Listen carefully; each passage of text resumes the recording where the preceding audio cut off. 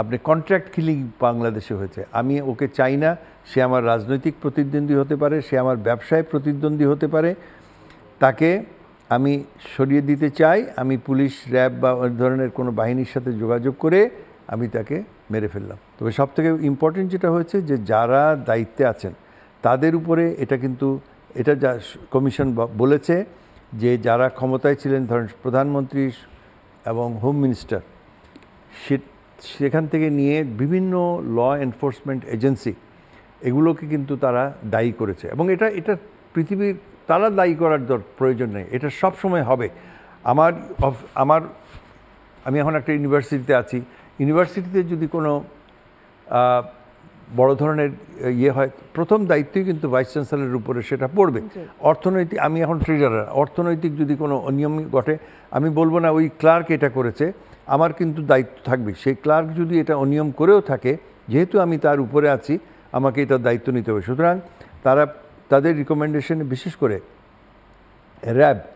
RAB সম্বন্ধে তারা বলেছে এটা বিলুপ্ত হওয়া উচিত। এবং এইটা আমি কিন্তু বিভিন্ন মিডিয়ায়, বিভিন্ন সময় পত্রিকায় লেখা থেকে নিয়ে বলেছি যে যেদিন থেকে এটা গঠন হয়েছে, এর গঠন প্রক্রিয়ার মধ্যেই এমন জগাখিচুড়ি ছিল যে এই বিমান বাহিনী থেকে, সেনাবাহিনী থেকে, নৌবাহিনী থেকে, আরও পরে বোধহয় বিজিবি থেকেও আনা হয়েছে, কোস্টগার্ড থেকে, একটা নিয়ে পুলিশের সাথে মিলে আপনি একটা অর্গানাইজেশন করেছেন যার কোনো টার্মস অফ রেফারেন্সও ক্লিয়ার নয়, এবং অসীম ক্ষমতা তাকে দিয়েছেন।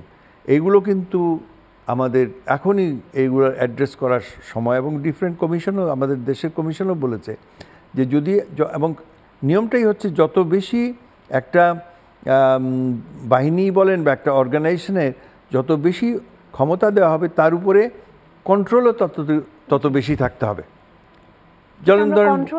কন্ট্রোল ছিলই না। এবং আমরা তাদেরকে, যেমন র্যাবের কথাই বলি, র্যাবের পরের দিকে পুলিশও এর মধ্যে জড়িত ছিল, যে বিচার বহির্ভূত হত্যাকাণ্ড।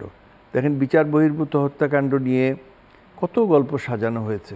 এবং আমি সব সময় বলেছি, আমি শুধু একা না, অনেকেই বলেছে এগুলো বন্ধ করা উচিত। বলি না, এগুলো তো দেশে আইন শৃঙ্খলা রক্ষার ক্ষেত্রে ভালো ভূমিকা লাগছে এবং অনেক ক্ষেত্রে মানুষ স্বস্তির নিঃশ্বাস ফেলেছে, এটাও কিন্তু সত্যি। কিন্তু ওই যে আমি তখনও বলেছি যে ওই যে স্বস্তির নিঃশ্বাস তারা ফেললো, এটা কিন্তু আমাদেরই যে বিচারিক প্রক্রিয়া, সাধারণ আইন শৃঙ্খলার যে অবনতি এবং বিচারিক প্রক্রিয়ার প্রতি সাধারণ মানুষের যে অবিশ্বাস, তারই অনাস্থার বহিঃপ্রকাশ হয়েছে যখন এইসব। আর যখন আপনি এগুলোকে অ্যাকসেপ্ট করলেন, তারপরে কিন্তু এমন একটা স্টেজে গেল যখন তার মধ্যে দুর্নীতি আসলো, তার মধ্যে আপনার টাকার খেলা হলো, আপনি কন্ট্রাক্ট কিলিং বাংলাদেশে হয়েছে। আমি ওকে চাই না, সে আমার রাজনৈতিক প্রতিদ্বন্দ্বী হতে পারে, সে আমার ব্যবসায় প্রতিদ্বন্দ্বী হতে পারে, তাকে আমি সরিয়ে দিতে চাই। আমি পুলিশ, র্যাব বা ওই ধরনের কোনো বাহিনীর সাথে যোগাযোগ করে আমি তাকে মেরে ফেললাম। এটা হয়েছে বাংলাদেশে। তো এখন তারপরে দেখেন, যখন আমেরিকান স্যাংশন আসলো, সঙ্গে সঙ্গে এগুলো বন্ধ হয়ে গেল।